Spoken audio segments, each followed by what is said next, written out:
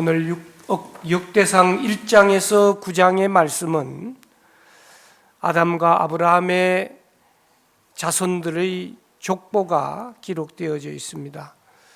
9장에 걸쳐서 긴 족보가 나오는 이유는 바벨론 포로 생활 70년을 하고 돌아온 이스라엘 백성들의 정체성이 흐릿해졌기 때문이다. 그렇게도 말씀드릴 수 있습니다.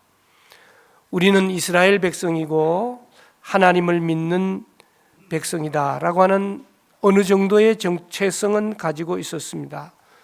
그러나 그런 막연한 정체성으로는 다윗 왕조는 사라지고 페르시아의 속국으로 주변 나라들의 핍박을 받는 상황 속에서 하나님과의 언약 관계에 거하는 것은 대단히 어려웠습니다. 오늘 우리도 마찬가지로 그리스도인이라고 하는 희미한 정체성, 사람들은 하나님이 없다, 하나님을 믿는 것은 어리석은 짓이다, 하나님을 믿으면 손해다라고 하는 이 세상 속에서 생명으로 살아가기가 부족하다 그 말이죠. 오늘 역대상 2장에 먼저 1절 말씀해 보니까 이스라엘의 야곱의 12아들 이름이 등장하잖아요.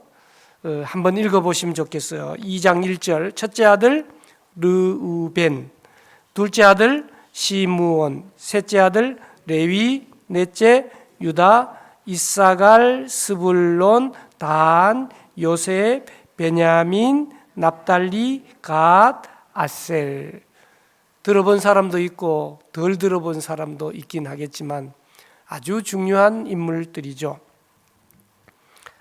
역대상 1장의 말씀을 펼쳐보면 아담으로부터 시작된 온 인류의 역사 속에서 이스라엘이라고 하는 나라가 차지하는 것이 어떠냐, 거대한 파노라마로 보여주었다면 오늘 2장 말씀은 그 카메라를 딱 이 유다 자손에게로 초점을 맞추어서 집중시켜서 야곱의 12아들 중에 넷째 아들 유다를 돋보이게 하고 있는 겁니다. 바벨론 포로 생활에서 돌아와 무너진 정체성을 다시 세워야 했던 이스라엘 백성들에게 역대기의 저자는 왜 큰아들 르우벤이 아닌 넷째 아들 유다의 족보를 가장 먼저 그리고 길게 기술하고 있을까요? 그 이유는 바로 다윗이 유다 지파였다라고 하는 사실입니다. 바벨론에서 70년간 포로로 살다가 조상들의 땅으로 돌아왔지만 고향은 폐허만 남고 영광은 없어졌습니다. 과거 다윗의 왕국, 하나님이 통치하셨던 왕국을 상기시켜야 했기 때문에 어쩌면 유다 이름부터 제일 먼저 등장시키고 있습니다. 여러분, 다윗 지금도 이스라엘의 국기 속의 별, 누구의 별이라고 그럽니까? 다윗의 별이라고 그럽니다.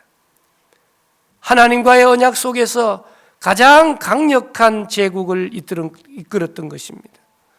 다윗의 계보를 언급하면서 하나님과의 은혜, 하나님과의 언약 아래에 있는 민족이라는 것을 상기시키고 있는 거죠. 우리가 역대기를 자세히 읽어보시면 두 가지 주제를 우리에게 말씀하는데요.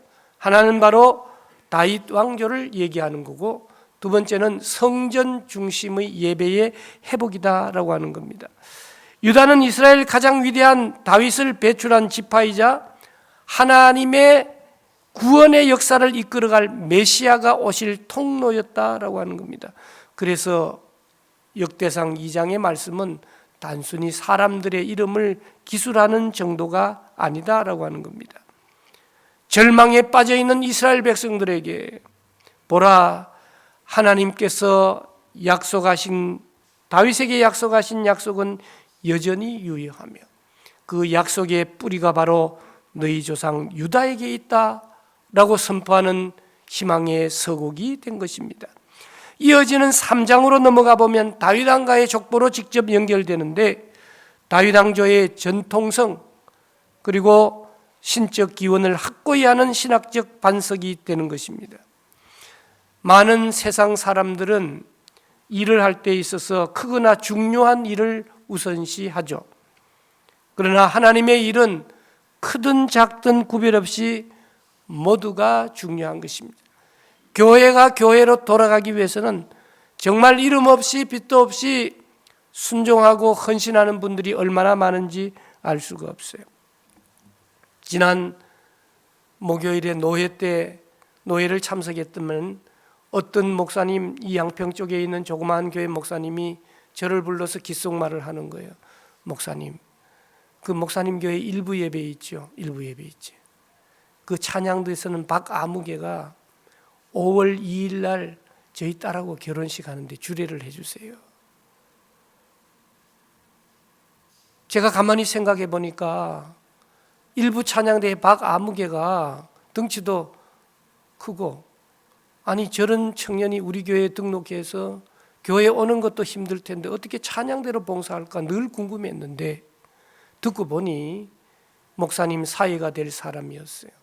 여러분, 이런 분 저런 분의 도움 없이 교회가 되겠습니까?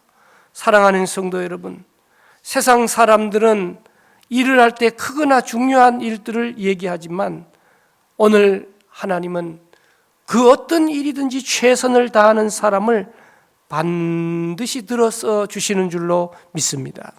오늘 본문 말씀 뒷부분인 13절 이하에 보면 이새라는 사람이 등장해요. 이새가 누굽니까? 이렇게 물으면 여러분 중에 한 10%는 누구라고 대답을 할 거고 90%는 대답을 못 할 거니까 그렇게 묻는 것은 신뢰가 되고, 이새는 다윗의 아버지가 되는 겁니다. 그러면 이새의 아들들이 누구냐? 13절에 보시니까 성경책 있는 분은 보시면 맏아들 이름 엘리압, 둘째 아들 아미나답, 셋째 아들 시므아, 넷째 아들 느다넬, 다섯째 아들 랍데, 여섯째 아들 오셈, 일곱째 아들, 드디어 다윗이 나온 거예요. 다윗이 막내 아들이었다라고 하는 겁니다. 막내 아들 다윗의 아버지가 바로 이새였다라고 하는 사실을 우리에게 가르쳐주고 있어요. 사무엘상 16장에 보면 다윗이 막내지만 꽤 잘났을 수 있잖아요. 그런데 사무엘상 16장에 보니까 다윗의 형들은 다윗보다 훨씬 더 훌륭했다, 그렇게 말씀하고 있는 거죠. 그러면 하나님은 다윗의 형들 가운데서도 충분히 사울을 이을 왕을 세울 수 있음에도 불구하고 어찌하여 어리고 막내 아들인 부족한 다윗을 왕으로 택하시고 기름 부어 세우셨을까? 사무엘이 왕을 세울 사람에게 기름을 붓기 위해서 이새의 집을 방문했을 때 형들은 후보자로 다 등장했지만 막내는 후보자 반열에 들지도 못해서 저 들판에서 양을 돌보고 있었다라고 하는 것입니다. 형들은 어떻게 보면 양치는 일이 작은 일이라고 생각했을 수 있을 거예요. 그러나 그 작은 일에 최선을 다한 다윗이 제2대 통일 이스라엘의 왕이 되었다라고 하는 겁니다. 사랑하는 성도 여러분, 오늘 저와 여러분들도 묵묵히 주님의 몸된 교회를 위해서 64주년을 넘어 65주년의 역사를 뛰어가면서 성령의 역사를 써내려 가시는 여러분들의 크고 작은 일들로 통하여 생명 살리는 일이 계속된다는 사실을 기억하며 승리하는 저와 여러분들이 되시기를 주님의 이름으로 축복합니다. 오늘 일부 예배도 저 미국에 가 있는 사위가, 둘째 사위가 권면했다 그러면서 자전거 타고 54년생 아저씨가 오셨어요. 교회 처음 다녀본다는 거예요. 참, 그 사위도 멋지고 그 장인어른도 멋지죠. 왜요? 생명의 대열에 섰다라고 하는 것이죠. 사랑하는 성도 여러분, 오늘 본문은 그 내용을 좀 더 구체적으로 살펴보면 실수와 실패와 제약 가운데서도 하나님의 언약은 계속해서 이어지고 있다라고 하는 거예요. 특별히 3절 말씀해 보시면 유다의 아들 이름이 나오죠. 여러분들의 아들 이름을 부르는 것처럼 사랑스럽게 한번 불러볼까요? 첫째 아들 에르, 오난, 셀라. 이 세 아들은 누가 낳아줬어요? 가나안 사람 수아의 딸, 이방 여인 가나안 여인 수아의 딸이 낳아줬어요. 수아의 딸 이름도 나오지도 않죠. 그 다음 유다에게 낳아준 자요, 유다의 맏아들 에르는 누가 여호와 보시기에 악하였으므로 여호와께서 죽이셨고 4절 유다의 며느리 다말이 유다에게 베레스와 세라를 낳아주었으니 유다의 아들이 모두 5이다. 4절 말씀을 읽어보시면 무슨 말인지 알아요? 며느리하고 시아버지하고의 관계 속에서 애가 태어났다. 이런 부끄러운 역사를 오늘 이 족보에 기록하고 있다라고 하는 사실입니다. 어떻게 보면 유다의 집은 콩가루 집안이에요. 첫째 아들 하나님 앞에 죄 지어서 하나님이 치셔서 죽었고, 둘째 아들도 죽었고, 그리고 창세기에 보면 또 다른 성경에도 마찬가지입니다만은 다말이라고 하는 며느리가 창녀로 위장하여 시아버지를 유혹하여 자식을 낳게 되는 이 기록이 이스라엘 법도로도 또 매우 온당치 않은 일이지만 기록된 이유가 뭐냐는 거죠. 하나님은 죄를 싫어하십니다. 미워하십니다. 그래서 오늘 유다의 맏아들도 죄로 인하여 죽였습니다. 죄의 삭은 사망입니다. 오늘 본문에 기록된 여인의 2 이름, 이방 여인의 2 이름, 죄를 덮고 넘어가자는 이야기입니까? 바르지 못한 인생까지도 하나님께서는 하나님의 뜻을 이루어 가신다는 겁니다. 죄인도 죄를 지어서 끝나는 것이 아니라 죄를 회개하고 용서할 때까지 예수 그리스도의 보혈로 은혜 안에 거두신다라고 하는 사실을 우리에게 말씀하고 있어요. 죄인도 품으시고 써주시는 하나님, 그분을 바라보고 우리는 교회 안에서, 믿음 안에서, 말씀 안에 거해야 될 줄로 믿습니다. 회개하는 죄인을 결코 버리시지 않는 하나님이시다라고 하는 사실이죠. 오늘 유다 지파와 다윗의 계보를 다루면서 미화하거나 이상화하지 않습니다. 오히려 인간적인 실패와 부끄러운 역사까지도 정직하게 드러냄으로써 역사를 이끌어 가시는 주체가 하나님이시다, 하나님의 주권을 인정하라고 우리에게 말씀하고 있는 것입니다. 사랑하는 성도 여러분, 오늘 다말이 시아버지를 유혹하여 대를 이어가는 이 장면은 우리가 성경을 좀 자세히 읽어보면 더 이해를 할 수 있을 터인데, 죽을 각오를 했을 것입니다. 온갖 조롱과 멸시를 감수했을 것입니다. 그러나 나는 이 생명의 계보에 참여해야 되겠다라고 하는 사실입니다. 많은 사람들이 도덕적으로 비난했을 것입니다. 그리고 그가 누려야 할 세상적인 즐거움을 누리지 못했을 것입니다. 창세기 38장에 보면 어찌하여 이런 일이 일어났는지에 대해서 말씀하고 있어요. 오늘 역대기 저자가 이 부끄러운 역사를 기록한 이유는 다윗 왕가의 위대함이 혈통의 순수함이나 도덕적인 완벽함에 있지 않다라고 하는 것입니다. 하나님은 특별히 하나님의 자녀된 우리가 실패하거나 죄악의 구렁텅이에 빠질 때, 탕자처럼 아버지 집을 떠날 때 그냥 내버려 두시지 않고 하나님은 돌아온 탕자로 붙들어 주시기 위하여 오늘 또 열심을 내신다라고 하는 사실을 기억하면서 너희의 과거 실패와 현재의 초라함이 하나님의 약속을 무효화할 수 없다는 강력한 메시지를 던져주십니다. 오늘 7절 말씀을 우리말 성경으로 보면 갈미의 아들은 아갈이니 그는 온전히 바친 물건을 범하여 이스라엘을 괴롭게 한 자다 그랬어요. 이 아갈이라는 사람이 여호수아에 등장하는 아간이라고 하는 사람이죠. 여리고성 전투에서 승리하여 하나님께 모든 걸 바치기를 원했는데 자기 것을 챙기고 도적질한 아간 때문에 이스라엘 공동체가 얼마나 고통을 당했는지 우리는 잘 압니다. 나 때문에 이 공동체가 고통을 당하게 해서는 안 됩니다. 오히려 나 때문에 이 공동체가 영광스럽게 하나님께 영광을 돌리는 그러한 공동체가 되어야 된다라고 하는 사실이죠. 우리의 죄가 하나님의 구원 계획을 잠깐 괴롭게 할 수 있을지는 모르냐. 하나님의 구원 계획은 도저히 흐르고 있다라고 하는 사실을 우리에게 가르쳐주고 있습니다. 분명 오늘 역대상 2장은 실패한 족보로 보이지만 실패가 아니라, 끝이 아니라 과정에 불과하며 실패를 뚫고 당신의 뜻을 이루시는 하나님의 열심과 은혜였다라고 하는 사실입니다.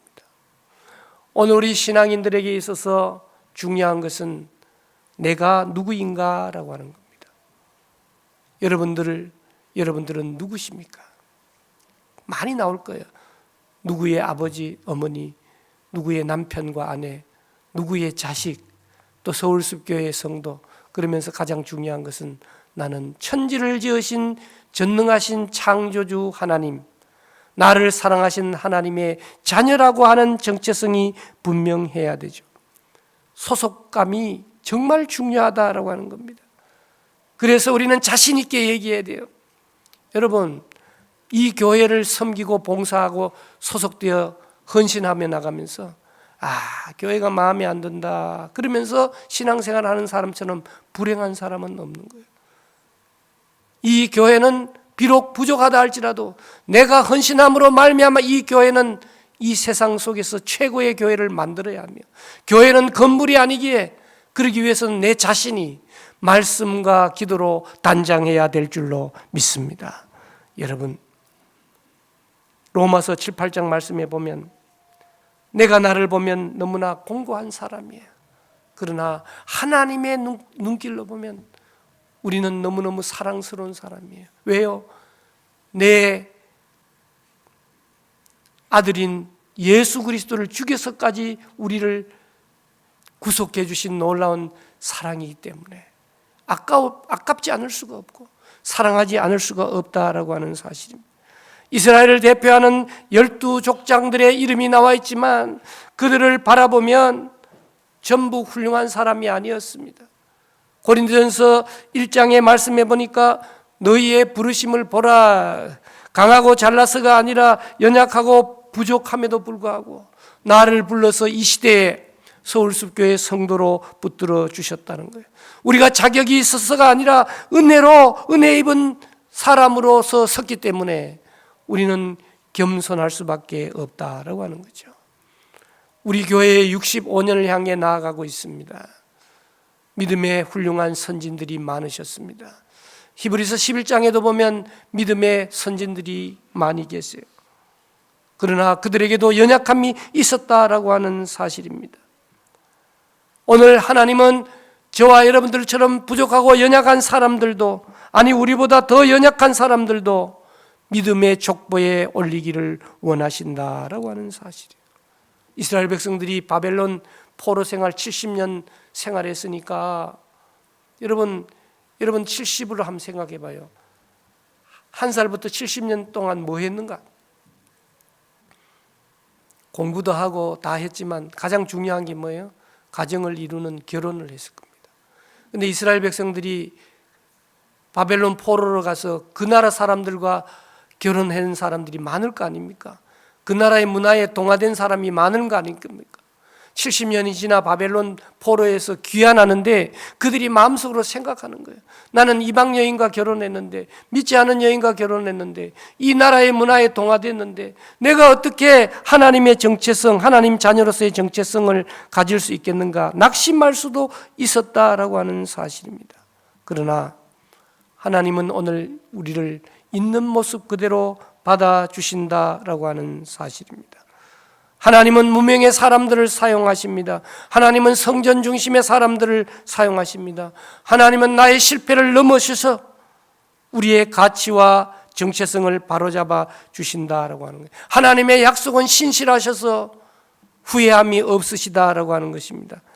그래서 우리는 서로를 책임져 주는 사람이 되어야 되는 것입니다.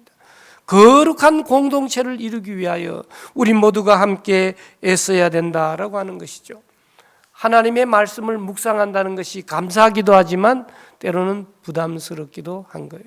하나님의 말씀을 혹자는 거울이라고 표현하지 않습니까? 하나님의 말씀을 보면 그 말씀에 비추어진 나의 죄를 발견할 수 있게 된다라고 하는 사실이죠.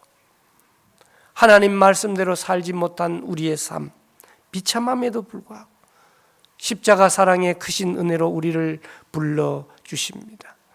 사랑하는 성도 여러분, 오늘 자격이 없는 이방 여인이고 정말 입에 담기도 힘든 시아버지와 며느리 관계 속에서 태어난 자녀들을 생각해 볼 때, 그리고 7번째 막내 아들인 다윗을 생각해 볼 때, 연약하고 자격 없는 자를 부르셔서 하나님의 역사를 이루어 가신다라고 하는 사실을 생각해 봅니다.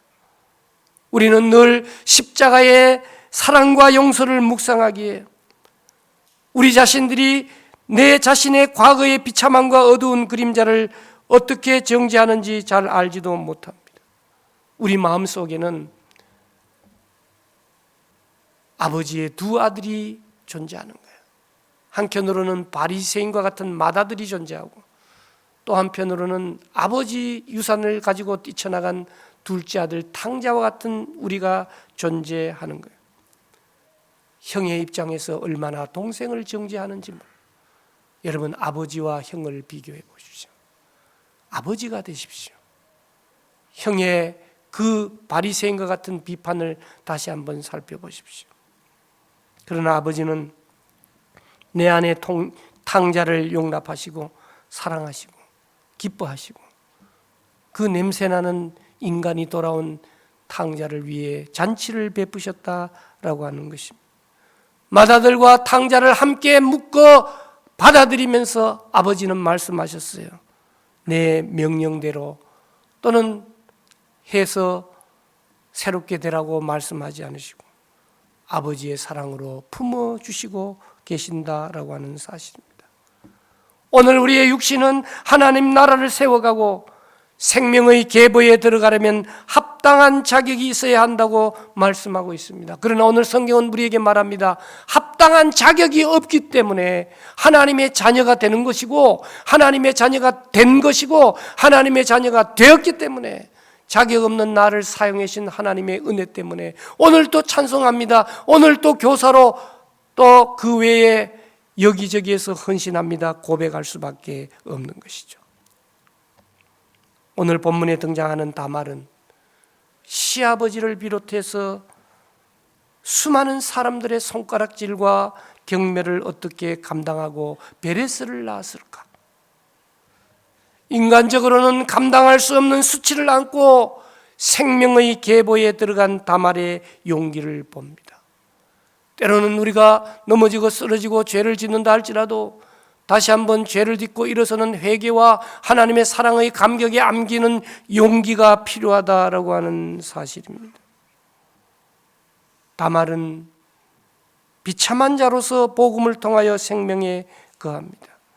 그러기에 모두가 다말을 손가락질해도 나는 다말의 용기를 본받아 복음으로 나아갑니다.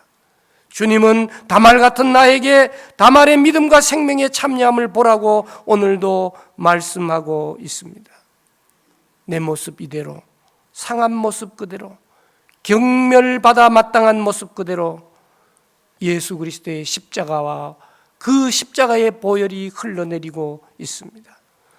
그 크신 하나님의 사랑에 잠겨 다시 한번 이 가을 승리하는 저와 여러분들이 되시기를 주님의 이름으로 축복합니다.